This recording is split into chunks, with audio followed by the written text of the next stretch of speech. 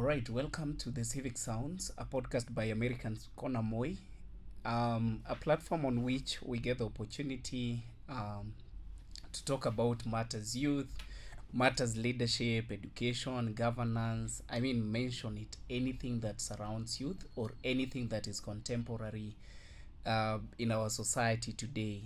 Anything that we feel that if we do or when we talk about through civic sounds, we can be able to find a solution and a sustainable solution to whatever problem that could be. So, welcome to our um, podcast session today. And today I would like us to look at a very interesting topic. All right. So, our topic today focuses on the role of TVET or the TVET education system in offering solutions to the skill gap, the existing skill gap. So we want to also take a look at which way. Is it the TVET? Is it the university? Okay. So today I'm hosting someone very interesting because that is his field. And this is Harrison. Is it Harrison or Harrison? Harrison. Harrison. Yes. So I'll let you tell us who you are correctly, and then what you do, and why you think you're the right speaker, or maybe audience, or but the right guest for this particular conversation around TVET. Okay. Yeah. Thank you so much, Cavin, for this opportunity. Mm-hmm. My name is Harrison Wairegi. I'm a youth, number one, but also I'm a youth mentor. I do mentor youth, also high school and those in the universities. I'm also a minister of the gospel, and I really thank God for that. Mm-hmm. But more so to that, I'm here because of the space that I'm in. I'm a technical trainer, currently training at Cavin National Polytechnic, Mm-hmm. which is one of the premier technical in our country, Kenya. Okay. And I'm happy to look into this topic of how we address the skill gap through TVET institution. Okay. Wow. Welcome, Harrison. I think that justifies why we had to invite you today, especially when talking about the TVET as an alternative platform for addressing skill gap. So, what does your day look like as a technical trainer? Okay. Yeah. My day usually starts from 8 Mm-hmm. a.m. in the morning because that is when our sessions usually start. Then we normally have sessions of 2 hours, Mm-hmm. 2 hours, but more so during that particular session, we are so much interested with instilling our student with practical skills. Mm-hmm. That is where our concentration is. So personally, I'm in the Department of Computing and Informatics Mm-hmm. under the School of Built Environment and Engineering. Mm-hmm. And so I deal mostly with the ICT students, but I also service some departments within the institution, more so to instill them with ICT related skills. So normally we engage our students through, number one, as I've said, theory, Yeah. but more so our interest is instilling them with the practical skills. That Okay. is mostly the aim of our session. So we blend, or we have a mix of theory and practical, but more so of practical session. Okay. Wow, that's interesting. So theoretically and practically speaking, what are some of the topics or the theoretical topics that perhaps TVETs or even units that TVETs take, you as TVET trainers take these students through? Theoretical. Mm-hmm. Okay, nowadays, so what is happening is that there is no topic that is fully theoretical. Mm-hmm. All of them have the both sides. They are theoretical and practical. In fact, we have a motto in our institution that says that theory is useless, is practically useless. Mm. So that means Okay. if we are interested with actually 90% of what we do is to engage our students in practical aspect and 10% theoretical aspect. So we do not have a specific unit that is theoretical only. We have both sides.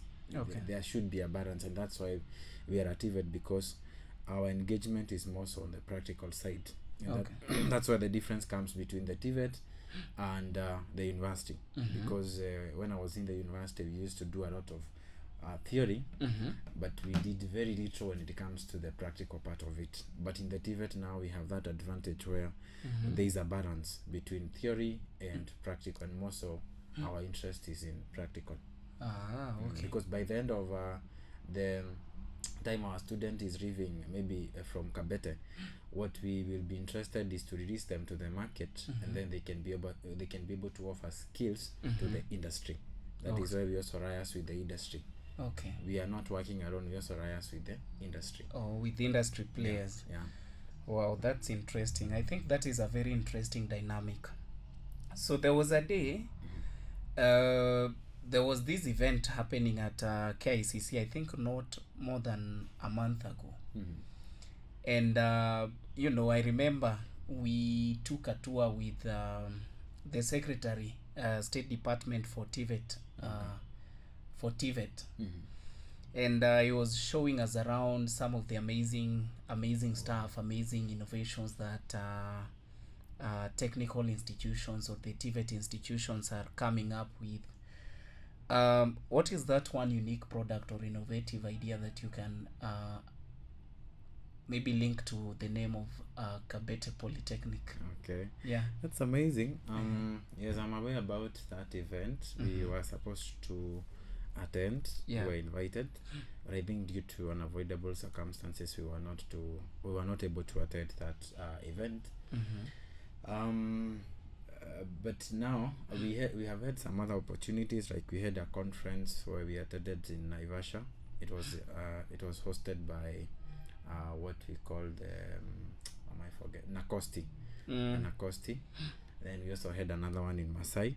So most of the product that I can ascribe to Kabete National Polytechnic, number one, I've seen the Department of Applied Sciences. They are doing so much in terms of soap. We have a product from the Department of Applied. They have come up with a soap. Then they're also doing yogurt. So when you happen to be in Kabete, we have a unit that is dealing with yogurt. You can be able to buy yogurt. Personally, I have consumed it and it's awesome. Then we also when we go to the hospitality, our students are also doing baking. They are doing cakes. They are doing breads. They're also doing they prepare things like the cocktail and all that. So then also when you go to the carpentry, normally our institution does not really look for people from outside to do the carpentry when it comes to the table, including the office tables, but it engages the student.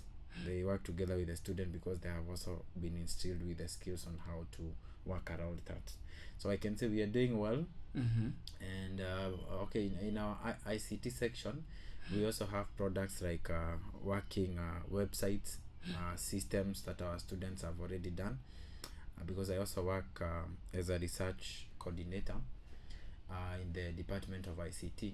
So I have some of my students who are doing very good products when it comes to website development and system development. Like they had one system about Adisasa, where we can be able to solve the issue of the title deed and all that. So yeah, we have quite a number of products within the institution, and we are looking forward to even doing more better. Wow. Yeah, that's amazing. Sure. What is the name of this maybe yogurt? Does it bear the school's name? Does do these products have to bear the school's name and even logo? Yeah, it bears the school's name because I think because of the copyright, so it bears the school's name. The label has the school's name and the logo. Okay. Yeah, but I think mostly it is consumed within the institution. I have not yet been able to get it outside of the institution. Yeah. Okay, are there plans to maybe take it to the outside public? Okay, I believe so, because maybe it's not something that has that started early. So I believe there are plans on how to go about that. Yeah. But I'm not very much aware about the progress. Okay. Yeah. Nice. I mean, this is amazing because traditionally we are used to a system where we are told, oh, go to school, and after going to school, and this is honestly speaking, and not to vilify maybe the other learning institutions, but we were told go to school, look corporate, then come back here, look for job or a white collar job, do that job. Yeah. And I remember even growing up, my dad used to tell me that wewe tafuta tu kazi ya ofisi, wewe uwezani na kazi ngumu, you understand. I don't know what he was trying to mean, but I think it's because I never used to like these hard jobs, like ukulima and all that. Yeah.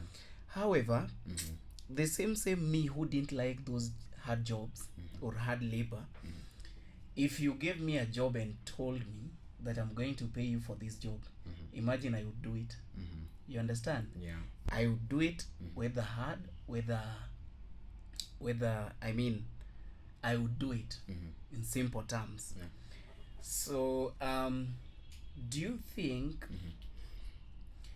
that some of these jobs, especially some of these skills that you just talking about, because you're saying you guys are doing yogurt, you guys are doing websites, you guys are doing bread and all Cake. that, cake, Yeah. Soap. yeah, soap, yeah. Some of these things have always been traditionally done by people who especially ukiwa mtaani, there are these women who walks around with vibuyus of detergents. They tell you, oh, this is, and by the way, they smell nice in the house if you use them, and you use them in the house. And sometimes if you try to check on their background, perhaps most of them did not even go beyond Form 4 or even beyond Class 8. Yeah. So they've been doing that. So do you really think that there is shift in there is a mind shift in terms of what people can do with education as opposed to what we traditionally used to know? Okay. Yeah, there is a mind shift, but I find it challenging at some point. Now let me start from somewhere. Mr. Cavin. Yeah. Normally, I think the way we are used to the system since we began schooling, especially for us who have done the 844 system, we are used to amassing a lot of knowledge for the purposes of passing the final exam. Yes. So you go to class 1, class 2, up to class 8, but the target, remember, is to pass your KCPE exams. So that now you can go to a good school, maybe out of the village, because maybe you feel like you've been into the village so much. So from there now you get to the secondary school, and the same idea within, you move with the same idea. So you go to Form 1, Form 2, Form 3, Form 4, and the teachers are also encouraging you need to work hard so that you can pass in your KCSE. You can score a good grade and go to a good university. Yeah. And also maybe make the village happy because you went to the university. But now, when you look at what is happening currently, we have a lot of people with degrees.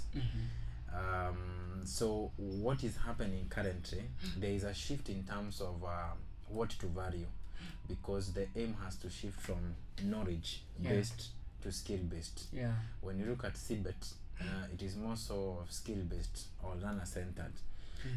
What is CBET? CBET is let me say, it is where is a curriculum where that is based on skills more than knowledge. There is a balance between skills and more than knowledge, because when you look at the curriculum that was there initially, it was more so on knowledge, but now CBET balances between knowledge and skill, and more so its concentration is on skills. So now TVET is bridging that gap by ensuring that we put more concentration on the practical skills, Mm-hmm. so that we encourage our students, even when they come to the polytechnics, Yeah. that the intention is not so much on amassing a lot of knowledge, a lot of notes, but having the practical hands-on skills. Yeah. So I'm still finding it challenge, because even our student, our parents have not yet understood this program. Mm-hmm. When they bring the student, they bring them with the mind of, I need you to pass, I need you to score the good grades. Yeah. But they are not, they do not have the knowledge or the information about CBET and the importance of CBET. Yeah. So we are still having and experiencing that challenge, where students will come and they look so much forward into you giving them notes, Mm-hmm. more than them engaging into skills, into hands-on skills. Yeah. So we'll still have people who will come out of the polytechnic with good grades, Yeah. but yet they cannot do anything. But that is not the aim of that, because we don't want to produce half-baked professionals Mm-hmm. in the market. We want to produce people who are ready for the industry. That is why there is a collaboration between the institution and the industry, so that we can ensure that there is a balance between the two. Okay. So for example, let me say, like when I was in the university, we had a lot of, I studied in Kirinyaga University, a bachelor's in computer science. Mm-hmm. We had a lot of knowledge, Mm. but when it comes to practical, we were not able to do practical things with our lecturers. Yeah. But I've seen that being addressed by TVET, Yeah. because as I said earlier, there is a balance between knowledge and the practical skills. Yeah. Wow, that's very, very important, because I think so many people after graduating, especially those who went to the university, after graduating, you find them struggle with executing the knowledge or putting the knowledge they garnered or they gained in school into practice.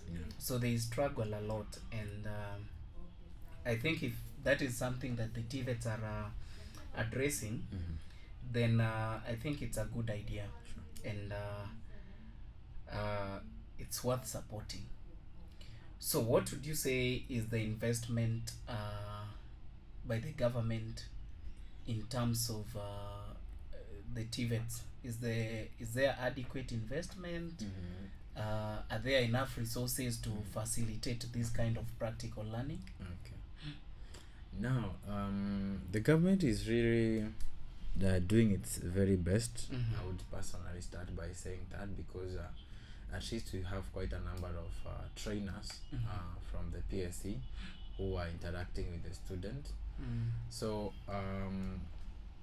but maybe there is a challenge in terms of the ratio of the students and the trainers. Okay. So that is maybe the biggest challenge the institutions could be facing at the moment. Yeah.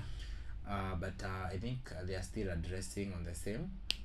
But in terms of the resources, leave alone the human capital, in terms of the resources like the instrument, the machines and all that, I still think also there is a challenge. But because we are just starting, we are embracing what is happening, and I believe we are headed in the right direction. Like in our institution, we have the G2 labs, which are very, very crucial and important to our students. They have really helped them in terms of working on the practicals. We also use them during our sessions.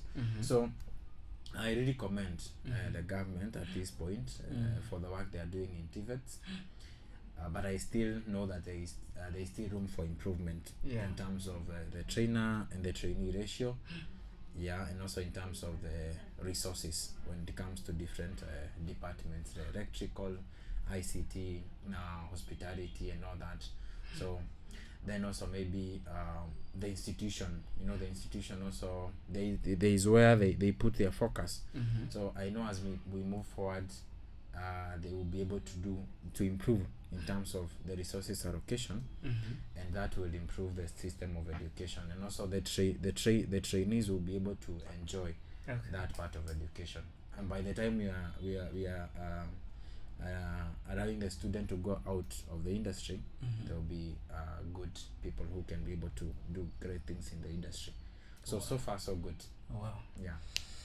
I love that. Sometimes it's good to hear these things from the horse's mouth, because you see, some of us, we are out here and we could be talking about unemployment this, unemployment that, or government this, government that, or oh, skill gap this, skill gap that, but sometimes perhaps we do not tend to have the practical picture. So thank you so much for that. I have a very interesting inquiry to make, and this is in regards to the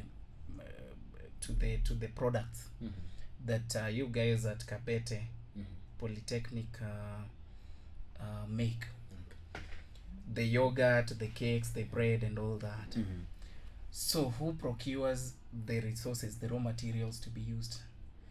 I think that is the institution. The institution. Of course, the department will request through the head of department, and then the institution is going to procure those products. Okay. So how long does it take for a student, for a polytechnic student to graduate? It takes 3 years. Yeah, because it's a dip. So they will do, I think, 3 semesters, because we usually do not have very long breaks. So they usually January we have May, then we have September. So it takes them 2 years. Okay. Because they also need to go for an attachment. Oh. Yeah. I heard somebody say the diploma diploma period was reduced. I don't know how true that is. Okay, I've not yet engaged into that, because I know from our institution, I know our students will normally take 3 years. Okay. Yeah, to graduate.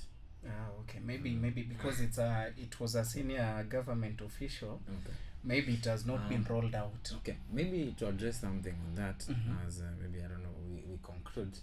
There is a shift in terms of the curriculum that we are having currently, and I think that is a really plus for even the student. Normally we used to have students come and they have a lot of units that they are taking, like 8 units, for example, in the Department of ICT. But now the government has condensed all these units into what we call modules. So we have already started, or we have enrolled into it is called the modularized curriculum. Modularized curriculum, it means that the student is going to study in terms of modules, like module 1, module 2, module 3. So the beauty of this module is that once the student comes into the institution, we are diving in directly into the core units of that particular subject. Like, for example, in ICT, for module 1, they're only doing 2 units. They're doing the computer essentials and computer operations. And normally they used to do communication skills, numeracy skills, but now the government does not want the student to take a lot of time within the institution. So what you are saying may apply as we keep on enrolling the new curriculum. Okay. Because the government wants by January to have enrolled all the students into the modularized curriculum, where they are going to study in modules. So once you're done, January 2026. January 2026. So once you're done with the module, each module, you are given a certificate, and you are released. In case you get a job at that particular level, well and good, that is to your advantage. In case you want to proceed, you're going to proceed. But now, for you to proceed, it will be based by your performance. You have to pass all the 2 units. Like, you know, our grading system is based on competency. It can either be mastery, it can be proficiency, it can be competent, not yet competent. So provided you are competent, your final grade assures the institution that you are competent, you can proceed, and if you get a job at any company, you are free to continue working. And maybe you can even come back later and do module 2.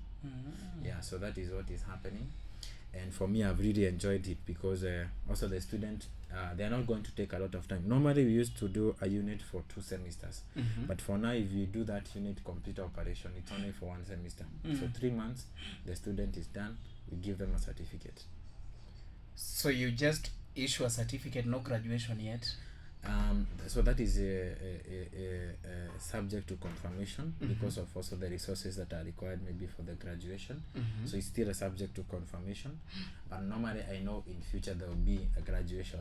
It might not be something big, because also you see the duration is very small, and also maybe the students that are being released are many, but there will be something.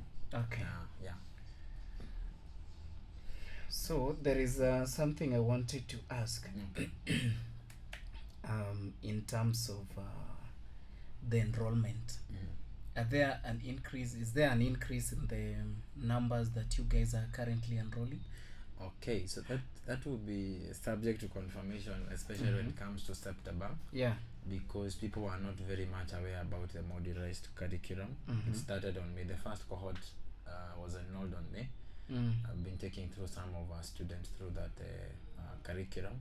So normally in May we do not have a very big intake as compared to September. So when it comes to September, if we may have another opportunity to be back here, I'll be able to tell you whether there is an increase or there will be not. But I am looking forward to seeing an increase, because at least now people, people have that fear of mathematics, those numeracy skills and all that. But now if you only know that I have 2 units in a semester, you can also be doing that, and at the same time you're working. Yeah. So I believe many people will be having an opportunity to be interested and also apply. But also it requires a lot of awareness, because people do not know maybe what is modularized curriculum. I know maybe you're also hearing it for the first time. I'm actually hearing it for the first time. How did you know? If you're not in that space, you might not know. Yeah, so definitely. It's something that we really need to talk to parents, we really need to talk to students, so that they can be able to know that there is something good that is happening in the TVET institutions. Wow. As we near the end of this conversation, Harrison, yes, sir. I want you to confirm, or I want to confirm with you, where does this all amazing talent go after graduation? Okay. Yeah, because it seems you guys are doing a lot and doing a lot of amazing job with the students there. Okay. But after graduating, we don't see baker,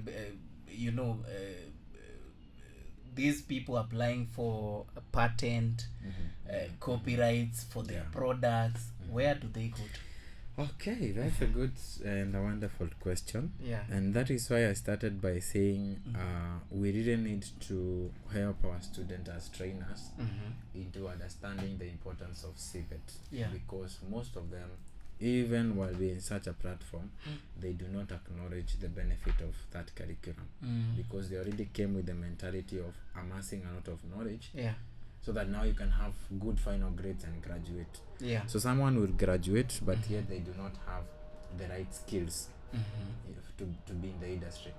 But for them that have amassed the right skills for the industry, we have them that are moving to different companies. They are getting opportunity to work into different companies. I've not yet heard of one who has patented their products. I've not yet heard that, but I believe moving forward we'll be having a lot of that, because even in the conference that I was in Nacosti, they were addressing that issue of patent, copyright and trademark and all that, because you realize also the student do not understand where to start, or they may not be having the resources to be able to get to fund some of those things. But moving forward, as we continue sharing this information with them, I believe it's going to be more better, and we can begin to see the progress. And they have to have that mentality of self-employment, because for us to be able to see them in these different spaces, they have to get away from that mind of being employed or being absorbed to the big industries and all that. Maybe finally, also something related to that question.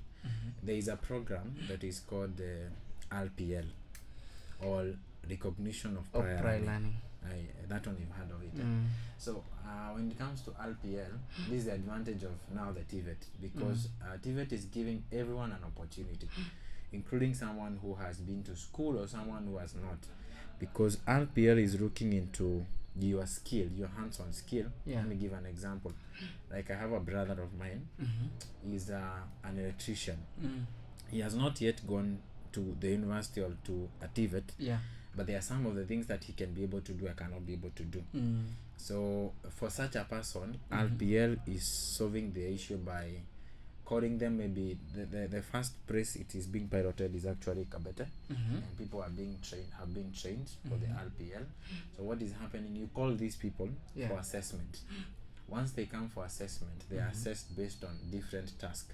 Like what was happening with Kazi Maju. They were doing the interview, can you be able to do this? So they're not interested with a lot of theory and all that. That's why I say it is practically useless. So what they are doing, they look at your skill. Can you be able to connect these electric wire? Can you be able to do that? So once they assess your work and see that you're able to do that, they'll give you a certificate. And from there you'll be a person who is qualified to do that particular job. That means you can apply for tenders, you can apply for a job. So and that process will maybe take only 2 months, and you have to pay something maybe less than 20,000 for you to be accredited and to be a person who is qualified. So it's also an opportunity for people who have been into TVET or not. Is a very wonderful opportunity for them. Wow. Talking about recognition of prior learning, I understand NITA, the National Institute of Training Authority, right? I think they were tasked to do that. So then again, you're saying Kabete is piloting that for the TVETs. So aren't we going to have like 2 institutions or different institutions being at loggerhead?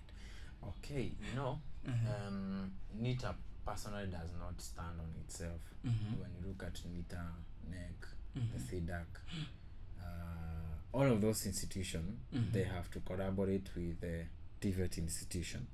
Like for example, if you have students sitting for the NEC exam, they have to go to a certain center. Like Kabete is a center.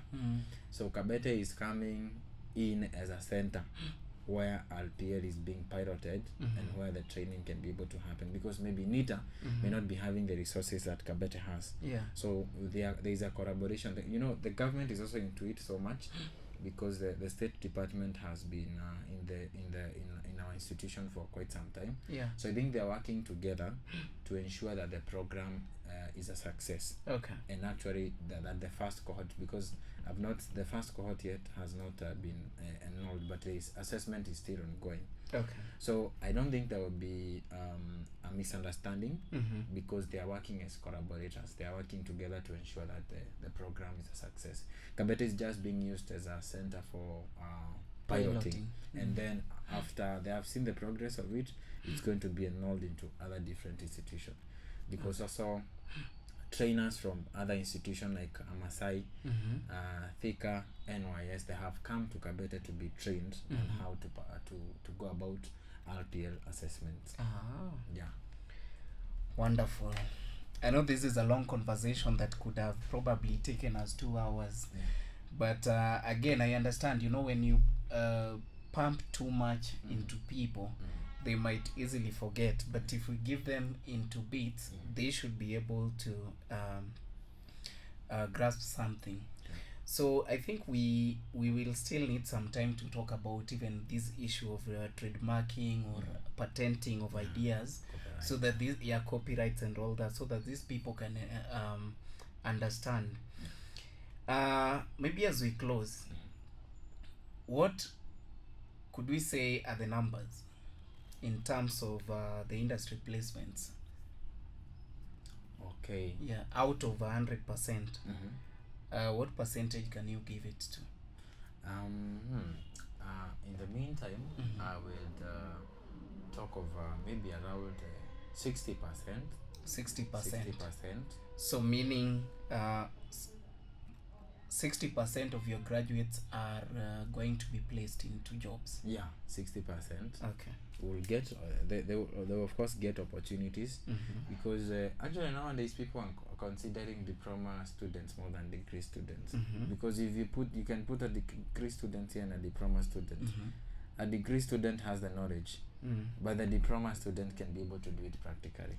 So someone would prefer a diploma student more than the degree student. You know, also the degree student feels they are prestigious because they have been to the university. The diploma student is very humble and with a lot of humility because they are seeing this is a wonderful opportunity for me to grow. So this person will be the productivity. If you even do a study, personally I have, you realize the productivity of a diploma student and a degree student. The productivity of a diploma student is a bit high. That is why you're even seeing this company from outside country, they are looking more so for the diploma student, not the degree student. Okay. Yeah. Wow. And degree. Okay. So, according to you, if the government properly and adequately invests into TVETs, we might, to some extent, solve this puzzle of unemployment. Yeah, because if we have 60 being absorbed to the industries, and also maybe we have around 30% starting their own ventures, going into the side of self-employment, you see we'll have solved this issue. I think as youth we can do more into terms of when you have an opportunity of being in a place like that, engage in those skills so that by the time you're getting out of that institution, you are better off. I always encourage my students and tell them, don't just come here and waste your school fees because the parents are paying a lot of money. But when you look at how the students are responding to what is happening in the TVET, you're worried because some of them are not yet serious and they do not understand why they're into that particular space. Wow. And now your closing remarks to your student or any other student or anybody who thinks going to a TVET is for the low class people who didn't score good grades. What can you tell them? Perfect. So I would say the end result would tell it all. Yeah. The end result would tell it all. Because when you compare the university student and the diploma student, there is a very big difference. So if you think you want to try any of the two, I believe what would give you a good answer is the end result of the two. Okay. So I would personally recommend someone who is, even if you scored a B plus, we have some students who have such grades within our institution and they are doing well. If I was asked at this particular time, I would prefer being in a TVET more than being in a university. Yes. Wow. Thank you so much, Harrison, for your time. And to our listeners or viewers, I hope you're going to learn something through this video. Because honestly, I tell people that sometimes education is an investment. Yeah. What really matters is the return on that particular investment. What are you able to do with the knowledge and the skills that you've been able to amass in school, right? Sure. So thank you so much, Harrison, for your time. And my name is Cavin Apodo. I am going to see you in the next episode. Thank you.